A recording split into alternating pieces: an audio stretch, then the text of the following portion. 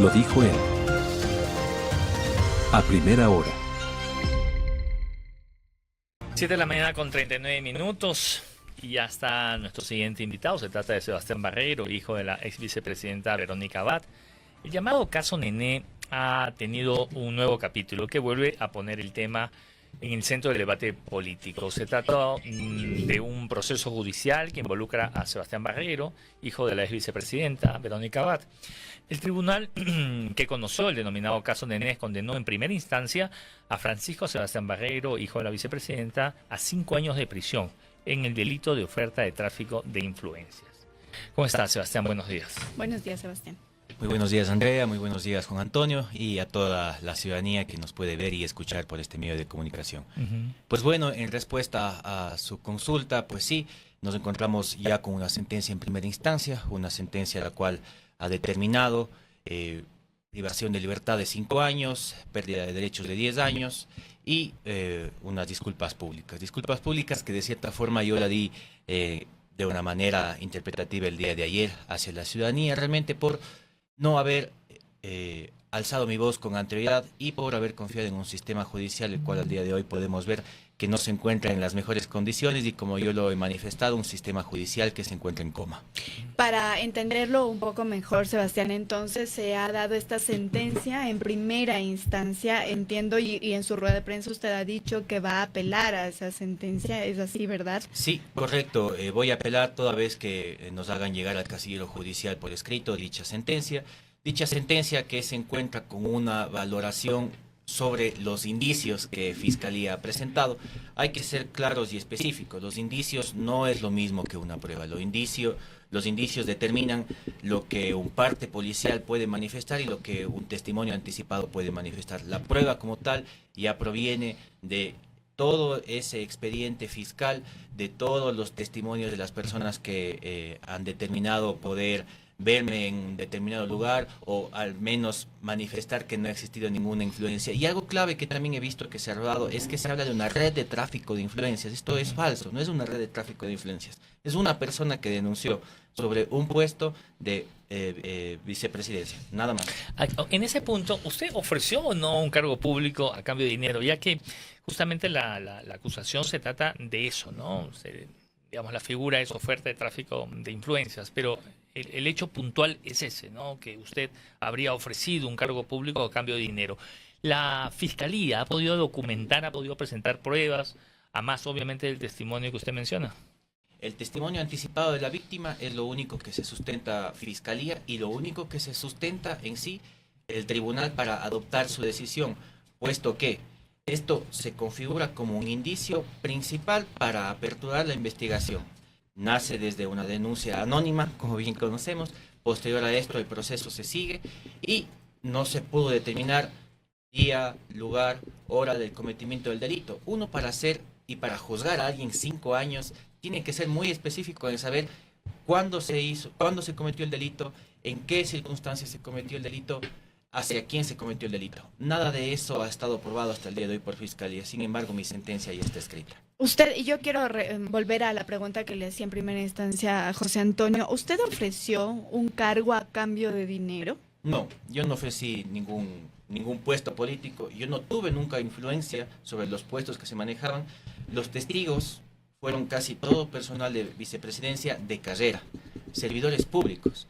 Ellos manifestaron de manera expresiva que jamás yo me pude haber acercado hacia el director de talento humano, hacia el director de planificación, a decirle, ¿sabe qué? Ingrese a esta persona para que labore y a cambio de eso él me va a dar dinero. Esa es la oferta de tráfico de influencias. Un servidor público influenciando sobre otro servidor público para favorecer a un tercero a cambio de dádivas, dinero y en este caso lo que se han inventado, una letra de cambio. Una letra de cambio que es una foto enviada por WhatsApp a la gente de la UNACE. Ojo, eso no se sabe. Toda esta investigación se llevó a cabo por la Unidad Nacional Antisecuestro y Extorsiones. ¿Qué tiene que hacer una Unidad Nacional Antisecuestro y Extorsiones investigándome a mí? Porque existe una unidad propia. Justamente. Existe una unidad propia para investigar los delitos contra la administración pública, que forma parte de la policía. Ellos no creo que sepan lo que es concusión, peculado, cohecho, toda esta gama de delitos que necesita su especificación propia. La UNACE no tenía nada que ver estado haciendo aquí, puesto que esto trata de delitos contra la administración pública. Ahora, la Fiscalía sostiene de que hubo una reunión, ¿no? Y esa reunión, digamos, entre usted y esta persona es como que la pieza clave de este proceso, ¿no? ¿Usted mantuvo esta reunión? Mire, Juan Antonio y Andrea... José Antonio, disculpe. Es materialmente imposible yo haberme encontrado en dos momentos y sitios a la vez. Y no lo digo yo por mi propio testimonio. Él lo menciona y no demuestra videos, no demuestra audios de dicha reunión, no demuestra que ninguna otra persona me haya ubicado en dicho lugar. Sin embargo, las pruebas de mi parte, testimonios de personas, oficiales del ejército, personas que estuvieron ese día despidiendo a mi mamá el 8 de diciembre, que ella viajaba a Israel, puesto que el 10 de diciembre tenía que presentarse para ser embajadora en esa ciudad, en ese país, mil disculpas. Pues bueno, hubo mucha gente que me ubica ahí, me vio ahí. Hay una grabación de Coavisa en el cual se me ve a mí cargado a mi hijo. Todo eso fue presentado, pero no fue valorado. ¿Por qué? Porque tomaron los indicios, tomaron el testimonio de él y vieron como finalización de que sí fue servidor público. Eso fue más que suficiente. Además, hay que ser enfáticos y claros en esto. Mi condena empezó desde mucho tiempo antes. Estuve recluido 47 días de manera ilegal, sin sentencia, sin antecedentes penales, en la cárcel de máxima y especial seguridad de La Roca. ¿Cuando le dieron prisión preventiva fue esto? Sí, me dieron prisión preventiva en un centro de máxima y especial seguridad, un lugar de altísima peligrosidad, el cual me parece que de una manera desproporcionada, cosa que no lo deseo a nadie más, estuve ahí de manera ilegal retenido durante 47 días, pese a yo haber obtenido mi caución a los 11 días. ¿Por qué? Porque existió un incidente procesal que lo llamamos. ¿Cuál fue el incidente procesal? La jueza María Fernanda Castro Angos, prima hermana del abogado David Mesa Angos, primo de la jueza, nunca se excusó, nunca debían haber seguido el proceso, pero nunca se excusó de haberse separado del proceso y que otra jueza haya tomado esto de aquí y haber obtenido yo mi libertad en el tiempo que tenía que haber obtenido. Ya ella se separó después cuando yo la recusé de manera judicial, pero ya cuando el daño estaba hecho, cuando ya el 80% de todo el proceso en esa instancia ya se había desarrollado. Perdón, solo para seguir con el tema de La Roca un ratito, 47 días en La Roca, esto usted lo ha dicho como desproporcionado, así lo ha calificado. ¿Usted podría tal vez poner alguna acción legal respecto de esto que ocurrió? Es decir, que por el delito que a usted se le acusa, se lo haya enviado 47 días como prisión preventiva a una cárcel de máxima seguridad, en donde, digamos, su objetivo principal es enviar ahí a criminales de, no sé, con delitos de muerte, violación, etcétera.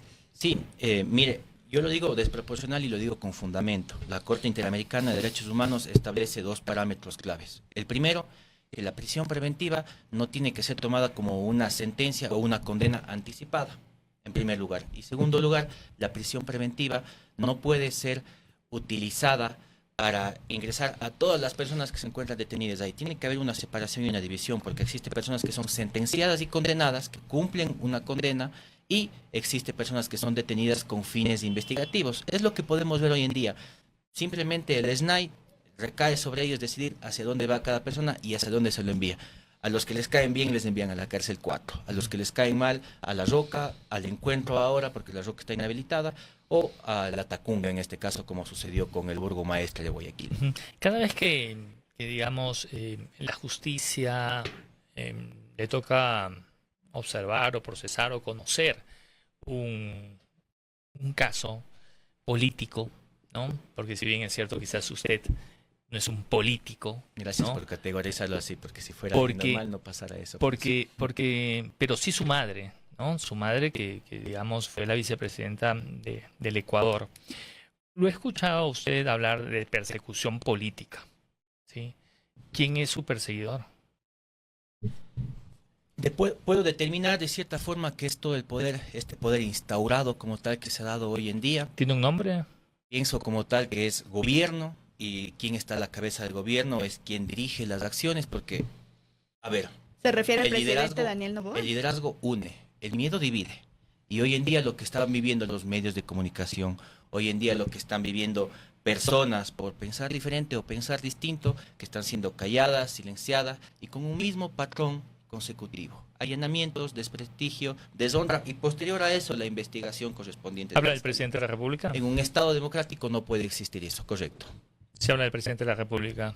Yo hablo en específico de todo el sistema que se ha instalado de este gobierno, y si es que él es la cabeza y si es que él es líder, pues tiene que asumir la responsabilidad. Este es un Estado democrático constitucional en el cual la libertad de expresión tiene que primar. ¿Usted sería un daño colateral quizás a esta pública diferencia que tenía el presidente con la vicepresidenta? Entiendo que todo esto se dio en un momento de tensiones entre ellos.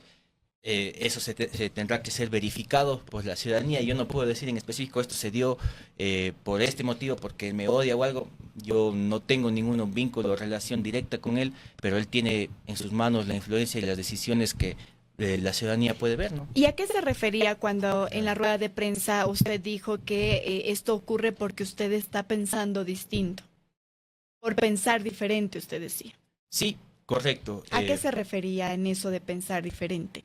A pensar diferente me refiero a todas estas alusiones que he manifestado yo desde todo mi proceso en manifestar lo que exactamente le dije. Uno, que la prisión preventiva jamás puede ser utilizada para callar a la gente, para no permitir que alce su voz o reclame sus derechos. Yo únicamente lo que pedía, en primer lugar, es la independencia de funciones de un carácter y un estricto judicial. Porque no le digo yo, lo he dicho ya un ex juez Carlos Serrano, en el cual ha manifestado con una denuncia pública que desmantela ya un problema estructural. Sí, es ya un problema estructural, ya no es solo de una persona que se ha utilizado para silenciar mediante la utilización del sistema judicial, y esa es mi crítica, la utilización del sistema judicial para fines políticos. Esa es mi crítica indispensable hacia sí este gobierno y hacia cualquier otro gobierno que quiera utilizar el aparataje judicial, porque clásicamente este Estado tiene que estar dividido por las funciones y tienen que ser respetadas. Ese es un Estado democrático, algo que hoy en día no podemos ver. ¿Cuáles son las fechas que tiene ya el proceso? Es decir, ¿para cuándo se espera ya la apelación de esta sentencia en primera instancia? El tribunal tiene que notificarnos de manera escrita, no hay un tiempo establecido en la ley, usualmente lo hacen alrededor de un mes, deberían hacerlo tal vez en 3 semanas. Y a partir de eso yo tengo 3 días para poder mandar mi apelación correspondiente, y en base de eso, créanme que sigo confiando, soy abogado y sigo confiando en el sistema judicial pese a todo lo que se ha dado, porque yo no me estoy yendo en contra de la institucionalidad, sino en contra de quienes utilizan las leyes y las normas para sancionar, para opacar, para desprestigiar, que es lo que se ha dado. En el tiempo en que se dieron los hechos, ¿a qué se dedicaba usted? Usted tiene profesión de abogado, ¿no? Pero en ese momento, ¿a qué se dedicaba usted y qué papel cumplió en la vicepresidencia de su madre? Yo, la única ayuda que puedo decir que hice hacia mi madre fue en el tiempo de campaña política. Ahí yo no trabajaba ni con un salario, ni con un sueldo específico dentro de ni la campaña, ni dentro de vicepresidencia.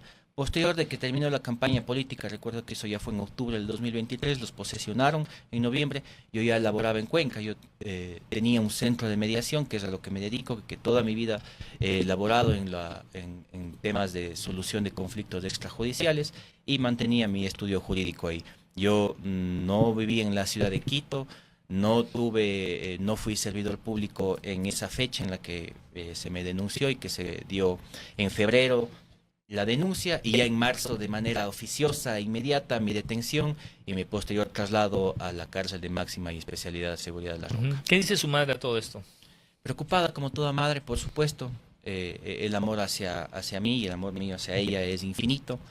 Sin embargo, ella tiene claro que todo esto sucedió en un contexto político y por eso se ha categorizado de cierta forma, y pues bueno, a seguir luchando y a seguir batallando finalmente, ¿no? No la hemos visto públicamente a su madre, digamos, hemos visto interacción tal vez en su red social X, etcétera, por este caso en específico, pero no públicamente exigir justicia o respaldarlo, si así se quiere.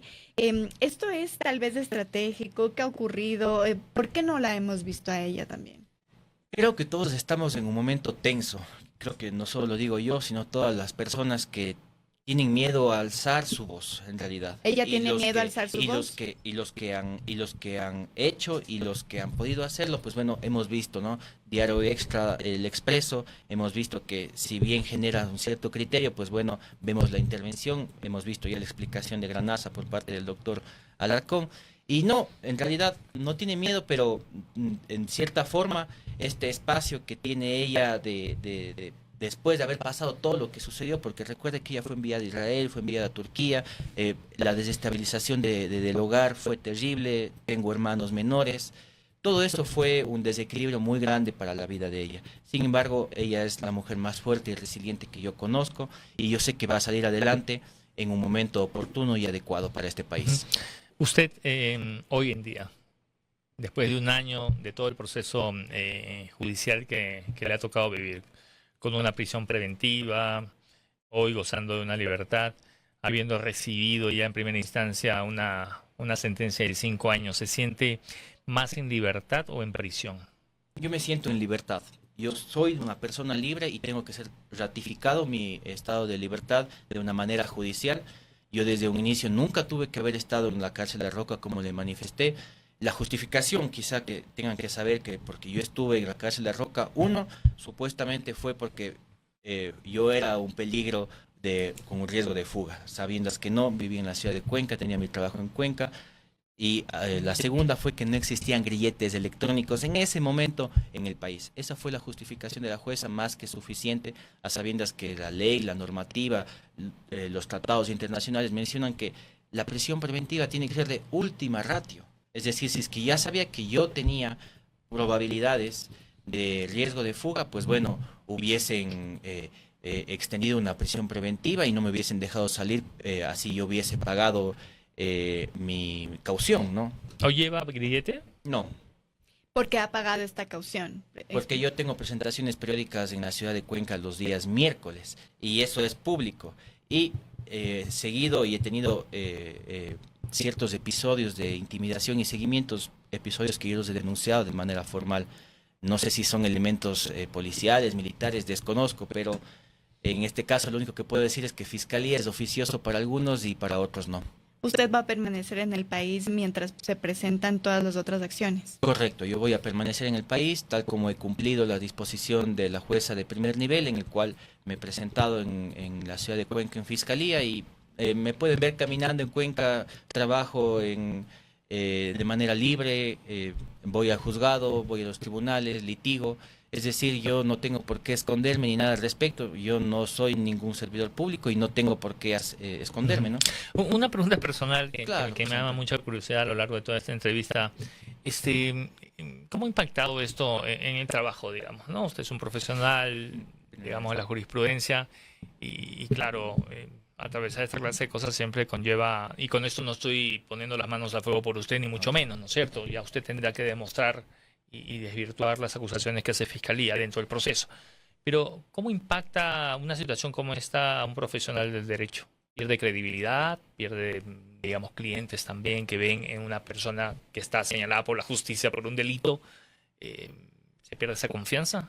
Creo que hay muchas personas que se han despertado y se han dado cuenta que realmente el proceso que engloba hacia mí es un proceso dirigido, es un proceso el cual desde un inicio no tuvo las garantías básicas ni necesarias, no tuvo un debido proceso adecuado y por cierta forma han optado por confiar en mi profesionalismo, que tiempos lo he tenido atrás, y sí, ha sido un impacto muy fuerte para mi vida personal, para el entorno familiar, incluso en los recursos. No soy un millonario con cuentas en paraísos fiscales. Quiero acotar esto, por favor, discúlpenme que lo haga, pero necesito hacerlo. Se me aperturó una investigación desde el 2024. Eso le iba a preguntar, Sí. ¿qué ha ocurrido con esa investigación? Es una investigación que está en nada al momento y que Claro, no lo han hecho público porque no tienen nada. Lo que hicieron desde un inicio fue lo siguiente.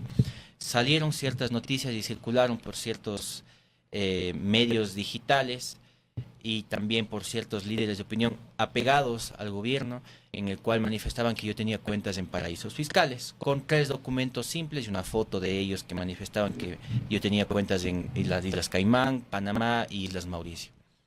A partir de eso se me aperturó de manera oficiosa una investigación por lavado de activos. Investigación que nace a raíz de una denuncia anónima. Sí, la clásica denuncia anónima que llegan y tocan a la puerta del señor Julio Neira y le dicen, mire, el señor Barreiro tiene cuentas en paraísos fiscales y a raíz de eso, investíguese. Y claro, se me apertura una investigación a raíz de eso y un parte policial de supuesta prueba en el cual un policía manifiesta que vio en TikTok ciertos links de Carlos Vera, Yaneli Nostroza, manifestando que yo mantengo cuentas en paraísos fiscales. Punto. Más que suficiente para aperturar una investigación, más que suficiente para generar este patrón que nuevamente le menciono, de deshonra, de desprestigio. Y a raíz de esto, yo solicité una asistencia penal internacional. Claro, lo más obvio es preguntar a los países si es que esa persona mantiene cuentas, si es que tiene firmas de responsabilidad, si es que tiene empresas en dicho país. Situación que hasta el día de hoy yo no puedo tener copias de dicho expediente. La fiscal Ivonne Proaño ha negado el acceso a que yo tenga copias enteras para ejercer mi derecho a la defensa, que constitucionalmente está puesto de pies de este país, si es que esto sucede. Sebastián, por acá nos dicen otra pregunta personal. Un saludo igual a Edu que me la envía. ¿Cómo fueron esos 40 y pico de días en la cárcel La Roca? Un proceso muy duro hacia alguien que no ha vivido nunca antes en una cárcel. Pude escribir algo adentro, es lo que recuerdo, tengo unas notas ahí. Un proceso muy duro porque cuando yo ingresé estaba, recuerde usted, todas las cárceles intervenidas por los militares. Entonces los militares cerraron todo, no nos daban espacio para uno tener luz solar, nos daban solo 2 comidas al día. No permitían la salida de las personas a que puedan recrearse unos 10, 15 minutos caminar, mantenía una celda con un espacio de 2.2 metros, no se tenía visitas, las visitas solo se puede decir, las visitas solo con el abogado por Zoom, era de 40 minutos, algo básico para uno poder ejercer su defensa y poder manifestar quizá lo que pueda decir, y a riendas de que esté un militar parado, un guía parado y de que todos escuchen cómo uno va a ejercer su defensa cuando se supone que eso es estratégico y personal. Eso es algo minúsculo quizá de lo que puedo mencionar, porque existieron muchas cosas que pudiese contar. ¿Había una separación entre digamos, quienes están ahí recluidos? No, todos están mezclados. Claro, cada uno tiene su celda individual, pero están mezclados. Yo fui, se podría decir, el primer preso político de ese lugar y la primera persona que ingresó a ese lugar con prisión preventiva. Todas las personas que estaban ahí ya tenían su sentencia condenatoria y habían estado recluidos quizás en otros lugares, pero en ese momento todos fueron llevados ahí por esa intervención militar que hubo hacia las cárceles. Yo arranqué este diálogo hablando y utilizando una figura literaria, ¿no? Hablando de un nuevo capítulo en esta novela, si se quiere, ¿no? Y claro, la ciudadanía en algún momento de estas diferencias entre el presidente y la vicepresidenta, pues siguió esto como una novela, ¿no? Lo siguió capítulo a capítulo. Pero nunca quedó claro dónde o cómo se configuró esa enemistad. Es decir, un binomio llega, gana la presidencia, el presidente ha hablado acerca de eso de muy por encima, ¿no? Pero jamás en temas profundos. La vicepresidenta, en cambio, no ha expresado realmente cuál fue el punto de la enemistad que hoy día lo pone usted en esta situación. ¿Usted conoce un poco ese detalle? Porque claro, la ciudadanía, eso todavía no se ha logrado conocer. Y creo que al final sí sería importante conocerlo. Mire, más allá de la relación que haya podido tener el presidente con la vicepresidenta en ese tiempo, pienso que lo importante es entender esa relación de binomio que se tiene que tener y esa responsabilidad institucional que se debe tener. Y se habla de vulneración a la confianza, de manejo de dineros. Pienso que la ciudadanía vota por un proyecto, pero si ese proyecto va tornándose distinto, si es que yo digo que voy a reducir el precio del combustible, si digo que voy a mantener una democracia, si menciono ciertas cosas que no comienzo a cumplir y si es que alguien comienza a ser crítico conmigo, pues bueno, yo tengo que, o una vía, adoptar el miedo para infundir liderazgo, o la otra vía, adoptar la vía democrática de consensuar, aceptar ciertos criterios, cierta posición. Y la otra Eso vía, que dar un es- paso al costado también. Y la otra vía es dar un paso al costado, pero yo no soy quien para haber dicho a las personas que tomen dicha decisión. Lo que debería primar siempre pienso que es esa estabilidad democrática, respeto institucional, respeto al mandato ciudadano, hacia lo que la gente eligió en una primera instancia, y lo que nos podemos dar cuenta es que ya después de 2 años de todo este gobierno, 23 de las 24 provincias han dicho que no al autoritarismo, y eso es claro. Muy bien. Sebastián, muchísimas gracias por esta conversación, por haber estado aquí en la primera hora. Muchísimas gracias, Andrea y José Antonio. Un buen día para ustedes. Bien, conversábamos con Sebastián Barreiro, hijo de la ex vicepresidenta Verónica Abad, sobre la sentencia que pesa sobre él en primera instancia en el caso Nene. Primera plana. Todas las noticias, todas las voces.